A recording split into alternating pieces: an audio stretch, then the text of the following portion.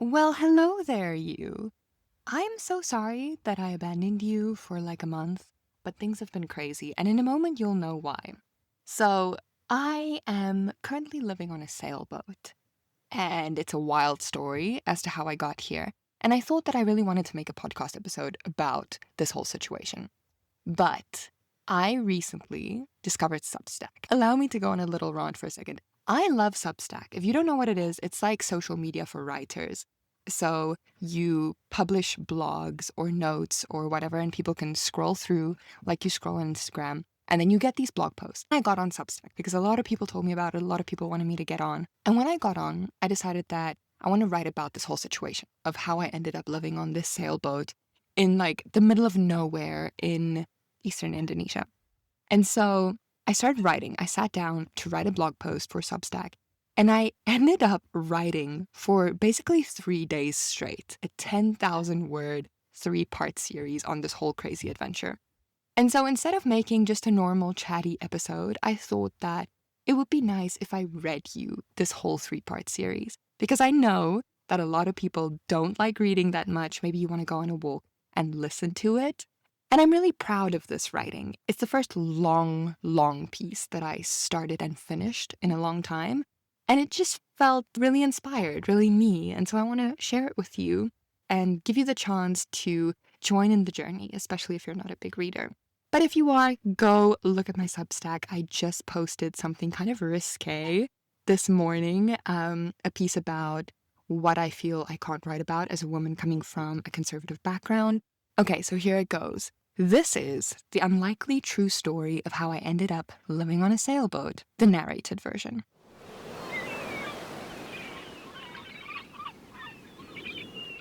I am living on a sailboat. Quite by accident and under rather preposterous circumstances, I might add. About 2 weeks ago, we got an invitation from a Canadian sailor to join him on a 10-day journey from the island of Flores to Raja Ampat, a region of Indonesia that edges a little too closely to its more infamous neighbor, Papua New Guinea. Papua New Guinea is a place often associated with some of the last cannibalistic tribes in the world. They paint their bodies a ghostly white, mouths a vivid, unsettling red, and make fires atop elaborate constructions perched on their heads. That is, of course, in the more remote jungled areas. I could venture a guess that no cannibalistic activities occur in cities like Port Moresby, although Port Moresby has its own skeletons. But I digress. We aren't even sailing to Papua New Guinea, or anywhere it seems at this point. We are supposedly, hopefully, sailing to Raja Ampat, the much tamer end of Papua, although it does share the same island, if not the same diet, one hopes. Raja has its reputation in travel circles too, known for its iconic dive sites that boast diversity and abundance of marine life, similar to that of 100 years ago, or so Netflix claims in their recent documentary of the place. So of course you can imagine our elation when the invitation came through, from a stranger on the internet no less. We got on a 10-minute video call with, for anonymity's sake, let's call him Dan. Dan seemed jovial, reminding me a little of my grandpa, actually. He hinted at his boat having a few problems, but nothing that would deter the journey. So a decision was made, and Leon and I changed our plans on a whim. Instead of spending the next week on Lombok and then making our way slowly over the islands of Sumbawa and Komodo, we instead made what would have been a 2-week journey in 48 hours. It could have been 24 hours, mind you, but Google Maps obviously doesn't calculate the unreliability of the Indonesian ferry system, the speed of goat delivery buses, and the frequency with which the drivers of said bus will want to stop and make a smoke break. Wait, I feel like I need to pause here. This interlude deserves being mulled over for a bit, for it could well be its own story. Now imagine this. We're in the middle of Sumbawa, an island not used to tourists, despite its proximity to Lombok. It is rural, but unlike the charm of Sumatra, Sumbawa's agrarian feel is less calm pastoral and more stripped down and poor. The landscapes are still breathtaking, though. Rolling hills covered with farmlands, cows grazing beneath palm trees, the glittering blue Flores Sea always in the distance. But the whole island has a distinctly in-the-middle-of-nowhere feel about it. So anyway, it's dusk, and we get dropped off at a local bus station by a very nice gentleman with a pickup truck who hauled us and our 2 big backpacks all the way from the harbor to where we now find ourselves. We have to hitchhike our way through Sumbawa because all the buses are either full, it's the end of Ramadan, or non-existent. Alas, at this bus station we find out again that no buses are available for us bule, red, white people. So even though it is almost dark and even though we are starving and tired, we decide to hitchhike further with the hopes of at least reaching the capital of Bima, a destination 4 hours away, before calling it a day. We try for at least 40 minutes, but no luck. People are kind and curious, so yes, they stop. But no cars are going outside of Taliwang, much less anywhere near as far as Bima. After a while, a local man who has been watching our efforts amusedly from his stoop comes over and he tries to stop cars with us, explaining to the confused locals that we would like a ride. This too doesn't work. As we're about to give up, a large bus, a school bus, rattles loud and slow around the corner. The young man driving the rickety thing grins from ear to ear as he spots us and slams to a stop. Bima, we ask hopefully, and I swear we might as well have said Santa Claus came, because sure enough, he jerks his head up and down excitedly. Bima, he confirms. I smell them before I see them, but I hear them before I smell them. We clamber inside and my suspicions are confirmed. The bus is filled with goats. Goats stacked on top of the seats, goats in the aisle, goats sticking their heads out of the windows, a great big bleating cacophony of goats. All of them utterly adorable and unbelievably smelly. Leon and I just laugh as we climb in and put our backpacks on the only 2 empty seats that are not occupied by the dusty little nomads of the hills. We wave our goodbye to the local man who helped us pull over cars, and off we go to Bima in our goat bus.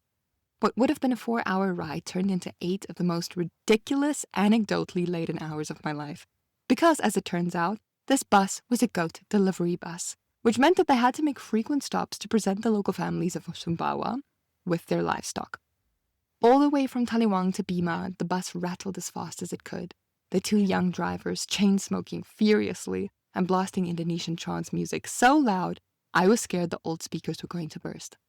Outside, the night air filled with a thick promise of oncoming rain. And as sure as I thought it, the clouds opened. A rainstorm hit us full frontal, and on the ancient iron roof of the bus it sounded violent. I could barely see anything past the smudgy windows, and I tried not to wonder how our young companions saw the road ahead, if at all, but they seemed unperturbed. They continued chatting merrily, or rather, grinningly screaming at each other over the blasting music, bleating goats, and loud rain. At some point, just as I miraculously was able to nod off, they turned on the bus's internal overhead lights, a flashing neon green situation that added the final touch of hilarity to an already ridiculous situation. Our goat delivery vehicle turned party bus stopped every 15 minutes or so. Then one or the other drivers would climb, spider-like, over the bus's seats, feet finding the top of the backrests to retrieve the specific goat that had reached its new home.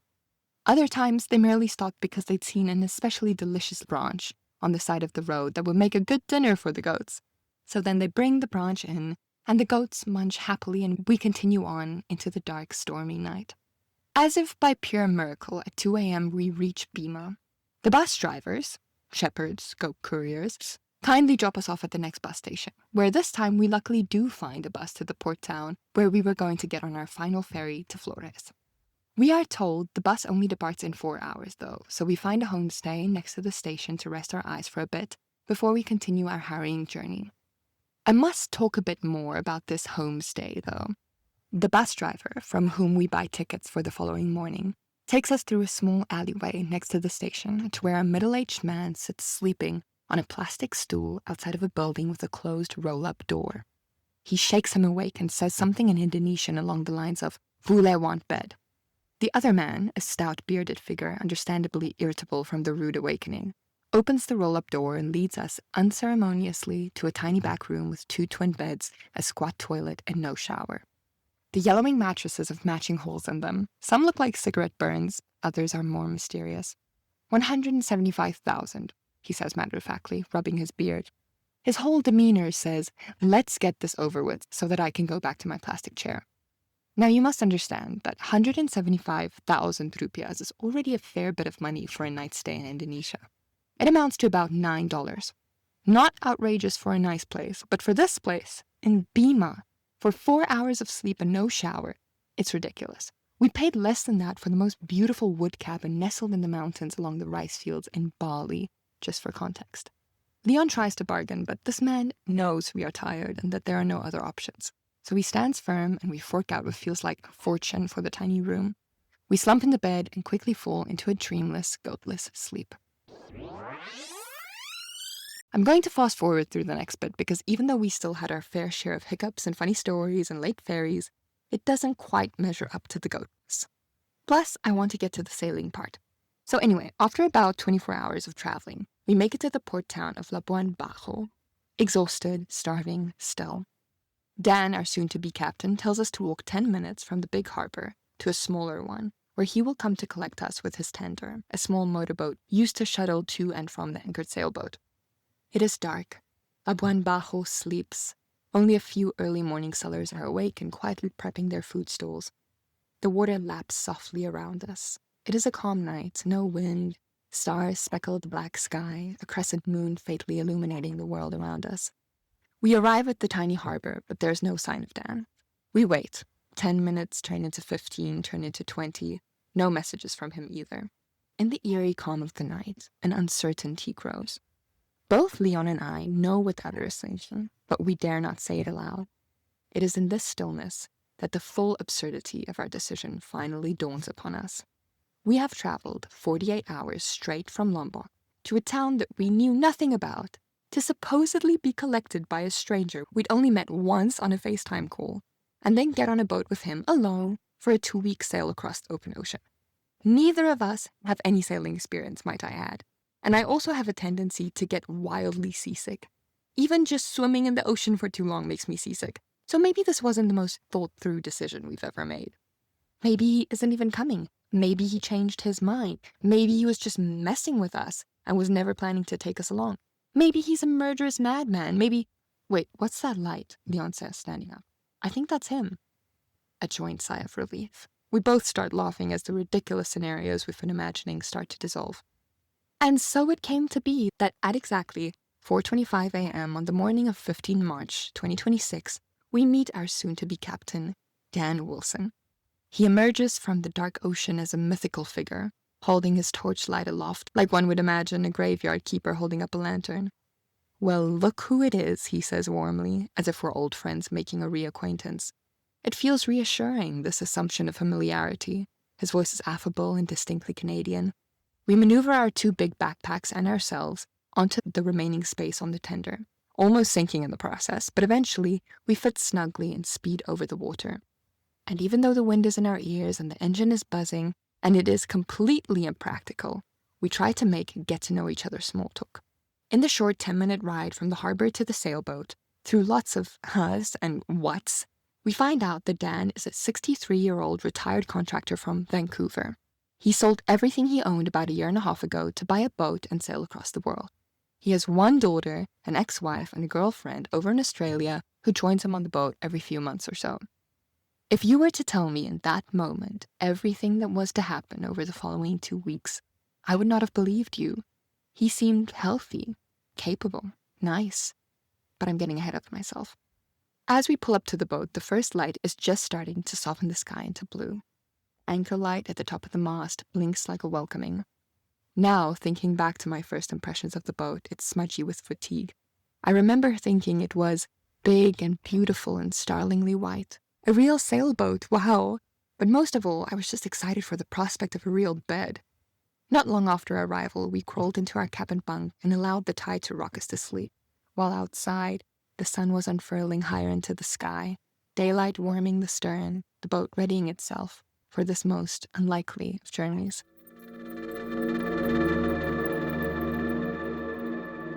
The boat is called Thetis, named after a sea nymph from Greek mythology, the mother of Achilles. Or rather, the boat is named after the small island off the coast of Vancouver that is named after the mother of Achilles, the island where Dan learned to sail as a boy of 10. Thetis, as it turned out, is not the glorious white boat that she seemed to be in the tired pre-dawn light of our arrival.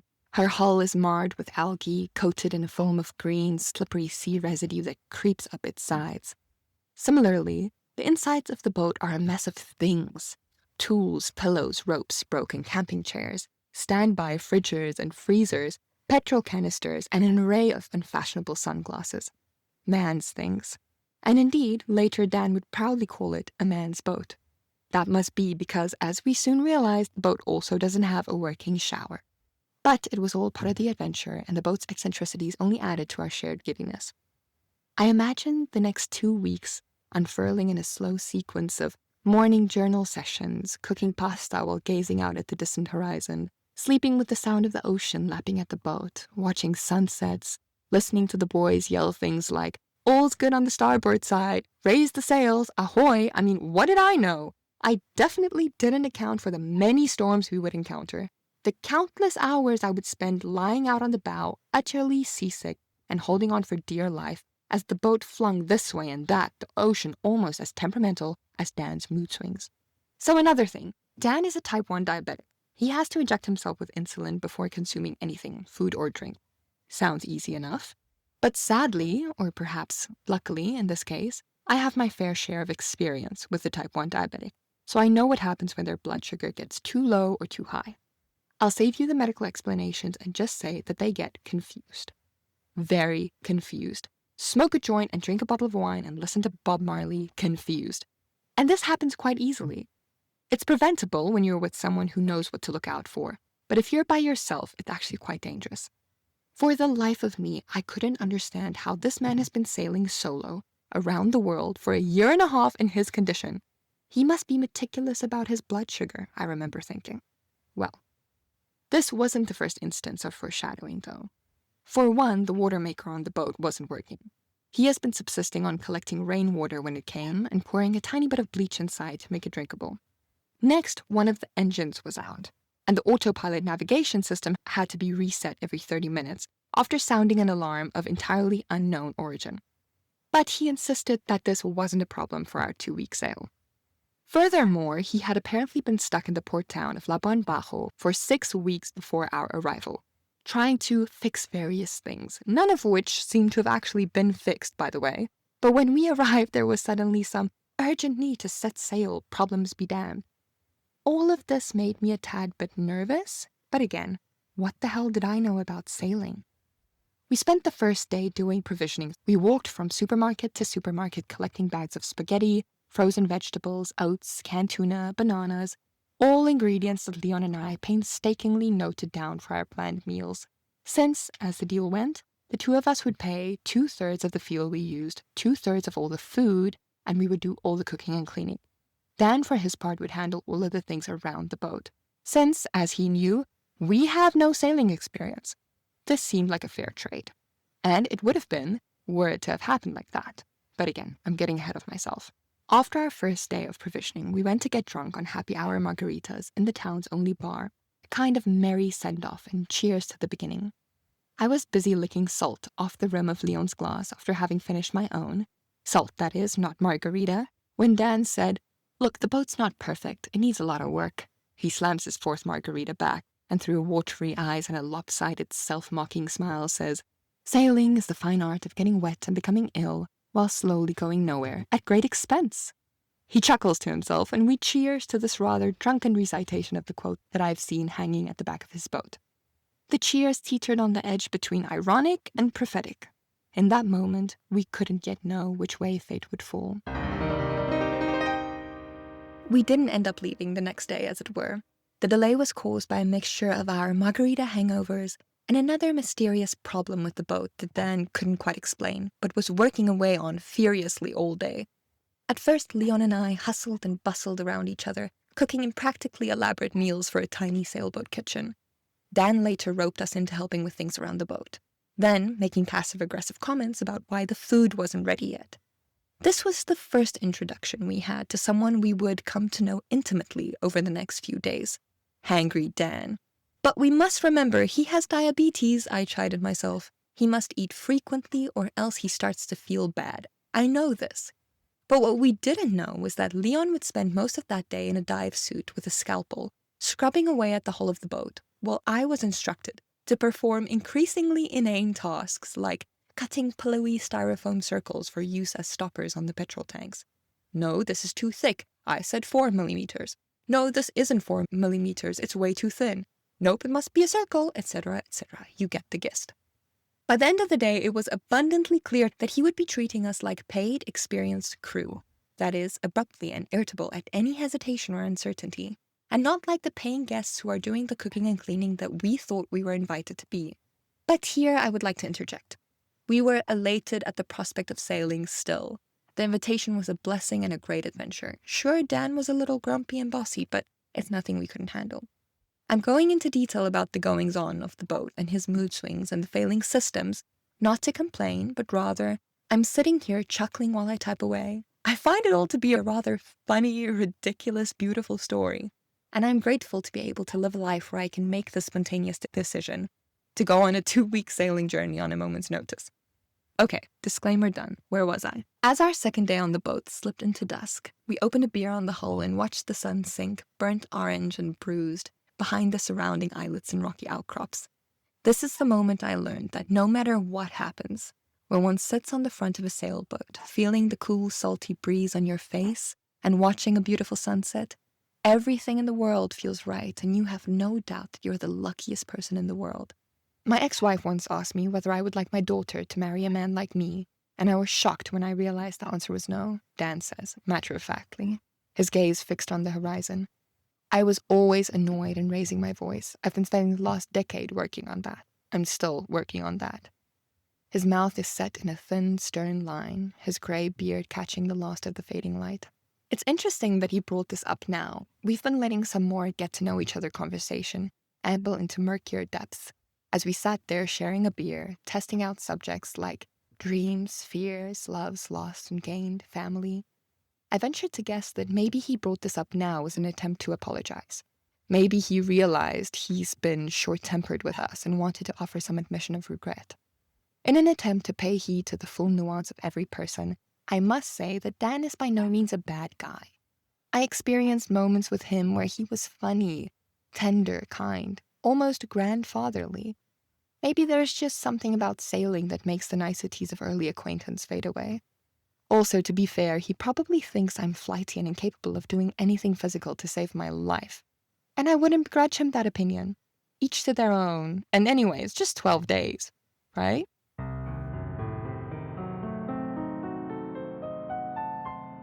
Later in the evening, as we hear Dan's cabin door click shut, Leon and I decide to go for a late-night swim.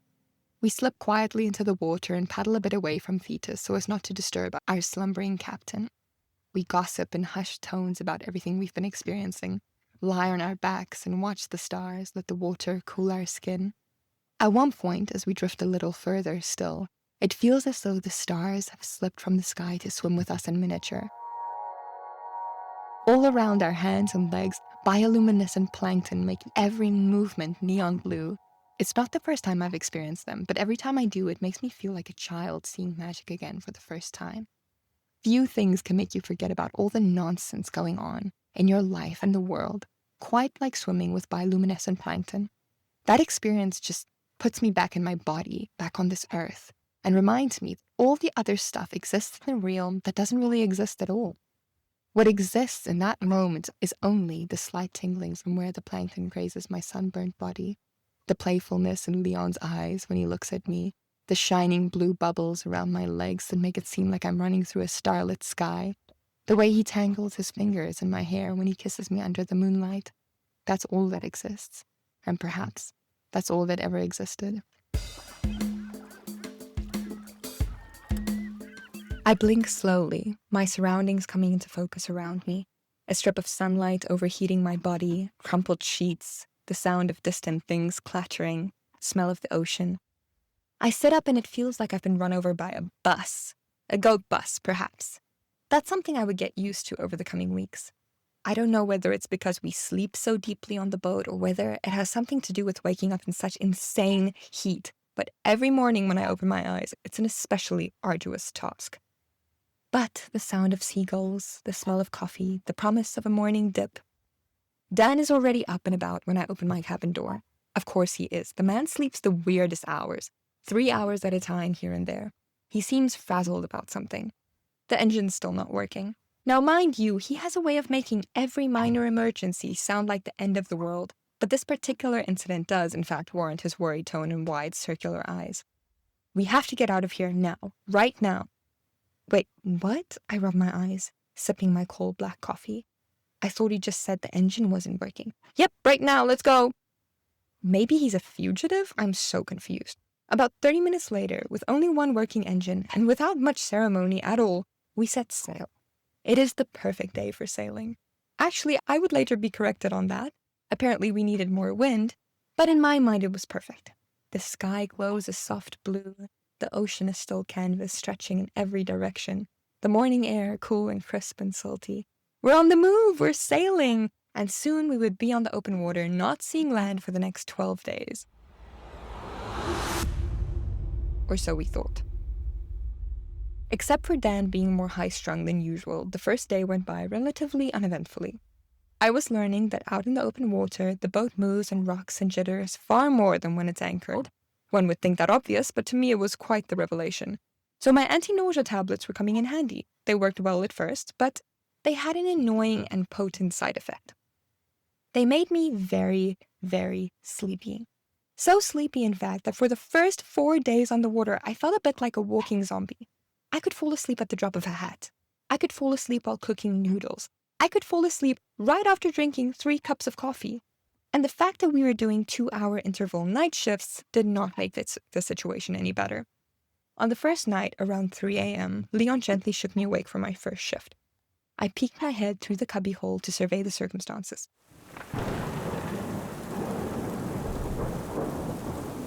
It was pouring rain. The wind whipping through the sails sounded feral. The boat rocked violently, the sound of things clattering down from shelves, unseen parts deep inside the boat's guts knocking against each other. Our first storm! I was thrilled, a little bit scared, but also keenly aware of the fact that I would be responsible for the boat, under these circumstances, for the next 2 hours. Sitting in the cockpit gives you a good view of the ocean up front, but on this particular starless, moonless night, there is nothing to be seen but a vast, swallowing dark. It's an eerie feeling, the boat rocking violently, rain pelting down seemingly from nowhere, all the while feeling like you're sailing into oblivion, or the void, nothingness.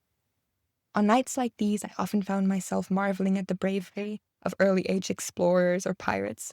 Sitting comfortably to my right is a big tablet with a navigation system, showing us our exact route and direction, speed and wind strength at any given moment. But how did the sailors of old do it? With a paper map and a licked finger to the wind? How did they mentally stay strong when faced with this void and pelting rain and nausea and not being able to walk straight without the boat throwing you against the nearest wall? For months. In the hopes of finding what? New lands? Treasure? A fresh start? It's admirable, to say the least. Not admirable outcomes, colonialism and all, but you've got to at least be impressed by the pure audacity. That's what I'm thinking, as I'm sitting in the cold and wind, pulling Leon's rain jacket tighter around my body, squinting through the rain. I also think about how ridiculous my life is, in the best possible way, I must add, that I, a completely inexperienced sailor, the most susceptible person to seasickness that you will ever encounter, am now in charge of this large vessel, barreling through the stormy Banda Sea. I smile ruefully into the wind. When Dan comes up from his cabin 2 hours later, I see he is hobbling a bit. His left leg is slightly swollen. I noticed earlier in the day that he had gotten 2 thin cuts on his shin, but as they were fairly small and innocent looking, I didn't think much of it. However, now, looking at how such an innocuous cut turned into a wound worth worrying about in a single day, I suddenly remember the thing about diabetics and wounds. They're susceptible to infections, and their wounds are more risky and take longer to heal. I mention my worry to him, but he waves it off and I go back to bed, the sea continuing its ancient rumble beneath us. I wake up and immediately feel that the atmosphere has shifted. The sun is shining, I don't feel violently sick, moderate stillness has descended on the water, and we are moving steadily ahead. Things are well. I make oats and fruit. Leon kisses the top of my head as I stare out the kitchen window while the coffee brews. Endless blue all around us. An idea is forming. I can feel my creative muscles twitching. As I always do in this state of creative pregnancy, I get the sudden sense that it's September. You see, for me, it almost feels like Life begins in September. Every time I've fallen in love, it was in September. September is the month the bougainvilleas start to bloom on the farm where I grew up. I got my first period on the 1st of September, 2013. September for me has always brought with it the distinct sense of possibility, the feeling that anything can happen and that the world is at the tip of my fingers, that my life is stretching out ahead of me and I can do anything I like. That's how I felt that morning, looking out at the Banda Sea. And it's always how I feel before I write something great. I learned quickly, though, that the ocean and our captain do not carry much regard for the tides of my inspiration. We are thus quickly set to work, and I am forced to mourn the passing of my unbirthed work. If it sounds like I'm being dramatic, it's because letting a wave of inspiration go by without seeing it through to paper is indeed an unthinkable, dramatic sin in the life of a writer. Can you hear I'm still not over it? Over the next 2 days, Dan's leg gets increasingly worse. Every few hours, it seems more swollen and red. By the end of day 3, little bubbles of pus have formed around his shins, and his foot is so inflamed that he cannot walk anymore. We finally convince him to change course so that he can get to a hospital. The problem is, at this point, the closest we are to any form of civilization is the tiny island of Tomia in the region of Wakatobi in eastern Indonesia. We veer 4 hours off course to anchor near their desolate docks. But the anchoring itself proves to be a challenge. Dan makes us put down and pull up the anchor about 5 times, because every time, for some reason, the depth or something else is wrong. I find this very strange, since he can see our depth on the tablet. But, alas, I don't question him. I will realize only later that he was already, at that point, confused from the sepsis seeping into his blood and the high blood sugar his body was producing to try and fight the infection. After we finally manage to lay anchor and things seem a bit more calm, it is already dark. Dan lies down on the stern and falls asleep. I'm lying in Leon's lap inside reading when 3 hours later we hear Dan start to mumble. Of course we think he's talking to us, but when we go outside to check on him, his eyes are closed. He is shivering, sweat dripping from his forehead, and he is talking to nobody but himself, senseless half-formed sentences heaved out in between tremors. I touch his forehead and gasp. His skin is on fire. Something is very, very wrong. It is in this moment that it dawns on me. We are in one of the most isolated, remote regions of Indonesia, on a sailboat with no sailing experience and a captain in such bad shape that I honestly fear for his life. I am scared. I am seasick. My imagination is also running away with me, writing the headlines, inventing the police officer's suspicions if something does in fact happen to him, while mysteriously out at sea with a couple he only met a few days ago. My eyes flick to the few speckled lights of Tomia in the distance. I wonder what we'll find there, how we'll get there, what new turn of events the morning will bring. I take a deep breath and call the police. I check Dan's blood sugar and it's 25. It's supposed to be between 4 and 7, so I can only imagine what his body is going through. I make sure he gets some insulin in, while Leon researches the best way to get medical help. But the problem is, it's Eid. Everything is closed, and neither Leon nor I know how to operate the tender yet, so we can't get him to shore from where we're anchored in the marina. Eventually, we found a national emergency number for Indonesia that we could WhatsApp. We exchange a few messages, then get redirected to Wakatobi's emergency services, who send us the only number they have on file for the island of Tomia. Not an emergency number, but a number for the head of tourism.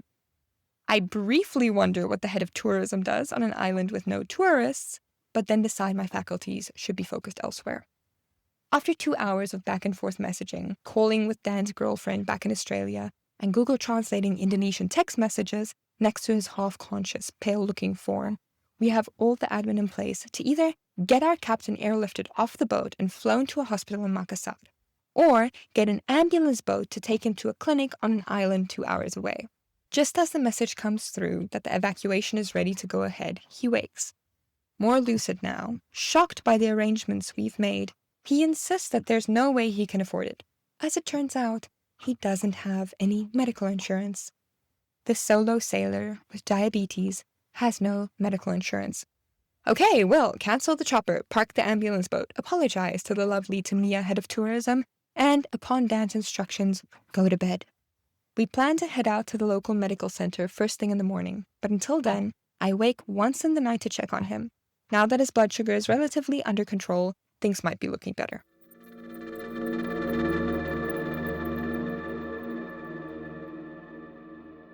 Upon arrival in the grey morning light, our first impressions of Tamiya is one of desolation. If I were inclined to little fabrications, I would say that tumbleweeds were blowing through the empty streets. But I am not, since Leon reads everything I write about our adventures and fact-checks me relentlessly, like only a German can.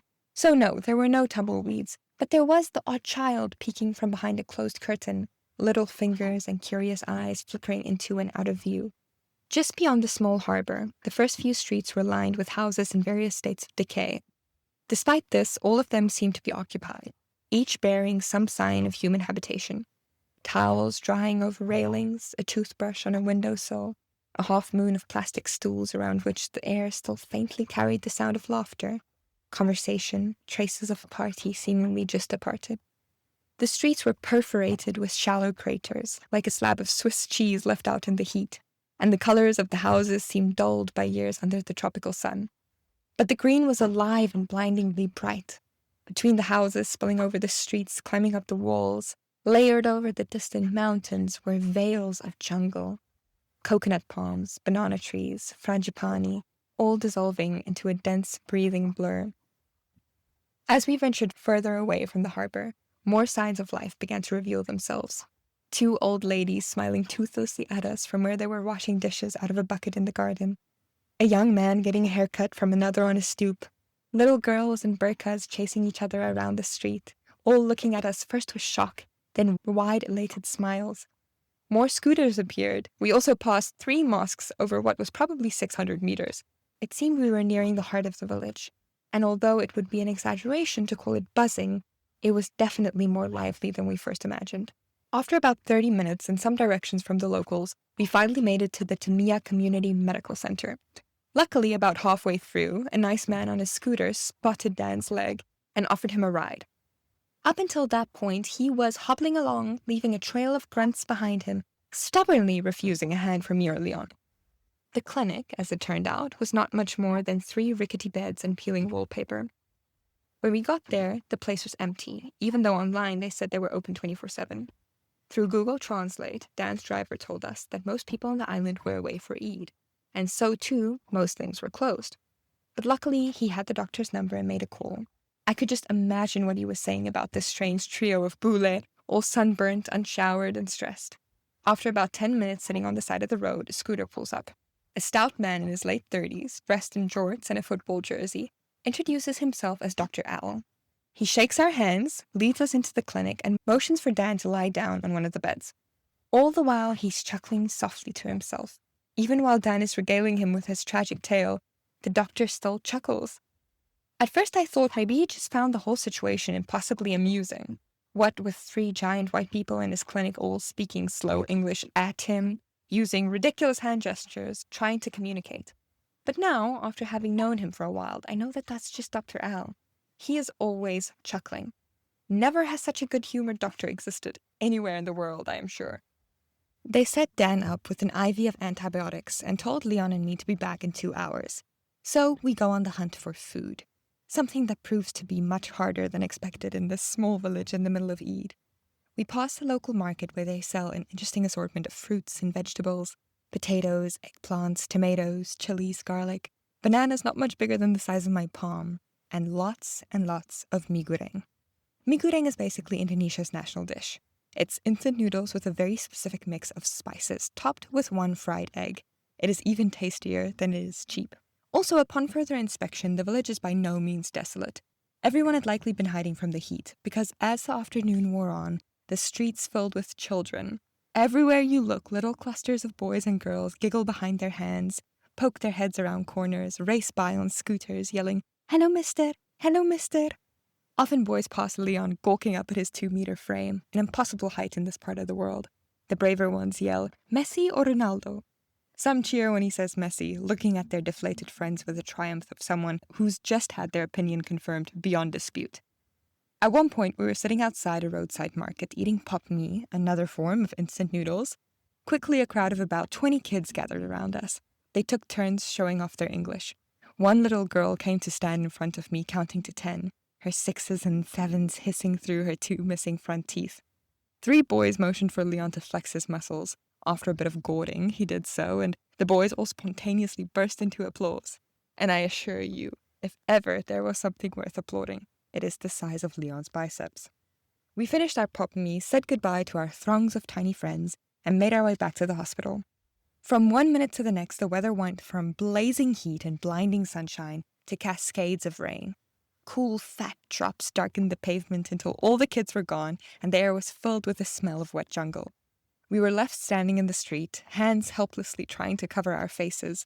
You must understand that when it rains in these islands, it really rains.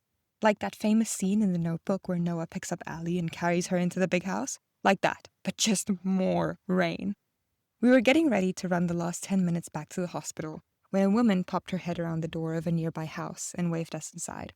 For an hour or so, we waited out the storm in her homey living room, a spacious tiled area with golden velour chairs and a tea stand by the front window where they sold bubble tea to passers-by. We played with her baby and made conversation in a mixture of English, Indonesian, and Google Translate. Turns out she's a doctor. She studied in Java and moved back here to her hometown after graduation. I am always grateful when little moments during my travels reveal my own biases, and this was one of them. For some reason, I didn't think Muslim women were allowed to study, much less become doctors. But here she was. A friend of hers who was also milling about the house, helping out with the baby and offering everyone cookies, was also a doctor. And a third friend, a younger woman with a nose ring and a serpent tattoo on her arm, turned out to be the town's local bootlegger. With a proud grin, she told us, or rather typed on Google Translate, that she buys beer on other islands and brings it over to Tomia, where alcohol is strictly banned. What a marvelous trio of women, I thought. When we started asking about where we could possibly find items like avocados and chicken, the woman of the house lit up with an idea. She said the chicken and avocado sellers weren't close, and since we didn't have a scooter, she suggested sending her husband to fetch the items for us. We could give him the cash and he would bring us all the goods. Alive or frozen, he asked, as he grabbed the keys to his scooter. What? The chickens. You want alive or frozen? A sudden image of a live chicken clucking about on the stern of the sailboat flashed through my mind. Frozen, frozen, please, we said, laughing. We couldn't believe our luck, but this act of generosity was only the beginning of the kindness we were to experience on Tomia. About an hour after we were invited inside, we stepped out into a town still damp but lit up again, with 2 bubble teas, 3 avocados, and 2 kilos of frozen chicken. Back in the hospital, Dan was in bad shape. He was administered a double dose of antibiotics, but his leg just seemed more swollen and red than it had before. On top of that, the areas of skin that weren't covered in oozing bubbles of pus now seemed to be wrinkled, almost like the skin itself was busy dissolving. Apparently, the doctors told Dan there was about a 30% chance that they would have to amputate his leg, so understandably he was beside himself. More upset, I suspect, by the idea of not sailing than the possibility of losing a leg. We spent the next few hours trying to figure out where the nearest large hospital with the facilities for surgery and ICU and etc. was, and how we could get him there as soon as possible. With the help of an extremely capable nurse, we found that the best hospital option was in Kendari, a city on the island of Sulawesi. The fastest way to get there was by ferry, first from Tomia to Wanji Wanji, then from Wanji Wanji to Kendari, a journey that would altogether take Dan about 13 hours. He was clearly in no state to sail, and we obviously could not sail by ourselves, so it was decided that he would take the first ferry departing from Wanji Wanji in the morning. Meanwhile, Leon and I would stay anchored near Tomia, looking after the boat until Dan got back. At the time, all of us thought this would amount to a maximum of 4 days. The nurses were kind enough to give us all a ride to the harbor on their scooters. On the way to the sailboat, Dan showed us how to use the tender and ran us through a few more things around the boat. Once back on board, he packed his bags for the next morning. By 10 p.m., we were all exhausted from a long, stressful day. The harbor had settled into silence after the last of the Isha prayers from the mosque drifted out to sea. The ocean was a dark and unmoving presence beneath us, the boat's inhabitants in their various bunks, each greeting sleep with their own private thoughts about what was to come.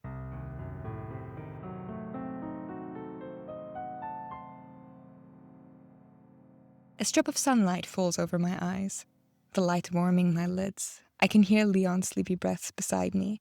A breeze from the open hatch tickles my forehead. What's that I hear? Nothing. Nothing but the boat moving ever so slightly and the water murmuring against the hull. No tools being dropped on the stern, or old man grunts or sounds of sails being hoisted and lowered. Peace. I roll over and check the time on my phone, 6:30 a.m. Leon took Dan with the tender to the harbour about an hour ago, where he would have gotten on the ferry to Wanji at 6 a.m. He is safely on his way to the hospital by now, and Leon and I have been left to our own devices. I couldn't quite believe it. I make my way up to the galley quietly so as not to wake Leon, but also in apprehension of the moment when Dan pokes his head out of his bunk, ready to bombard us with the latest set of tasks or criticisms. For surely he couldn't just be gone. His presence in my mind is so bound to Thetis that uncoupling the two would be tantamount to severing twins at birth. But I brew my coffee. I look out at the Banda Sea and the sky above the horizon, a wash of indigo, that in-between time when the sun has just risen but it's not fully day yet. I grab my book and head out to the front deck.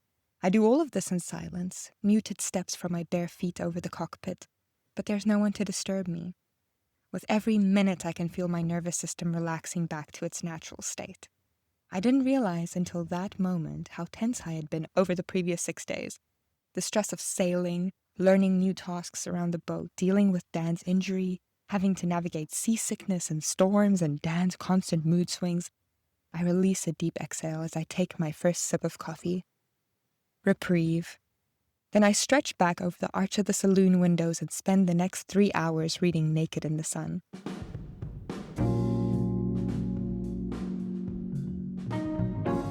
The following days blur together in a haze of love and lethargy. In the mornings, we fry eggs in butter and sprinkle our avocados with salt. We eat dragon fruit bought at the local market that stains our fingers a deep purple. When the boat gets too hot, we jump in the ocean, letting the clear, ultramarine water cool our limbs. We play cards and scribble in journals and listen to Otis Redding and the Runettes while the pasta boils. In the evenings, we lay out on the stern and look at the stars while sharing a beer. We watch Blue Lagoon and pretend we're maroon teenagers. I read a lot and write even more, while Leon tries to fish. The operative word here being tried. When claustrophobia starts to creep in, we take the tender to the harbour and explore the island. Dr. Owl, remember the chuckling good doctor, insists that we use a scooter whenever we're on land, since there's no scooter rental on the island, because there are no tourists, of course. He also refuses to accept money for this.